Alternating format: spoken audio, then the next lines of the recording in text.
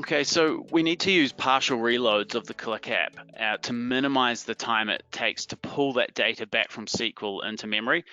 We might have a Qlik app that has a huge transaction table with millions of rows. So we obviously don't want to reload the full application each time someone makes an edit. Now, Qlik has 3 statements that can be used to trigger partial reloads. We've got the replace statement, the add statement, and the is partial reload statement.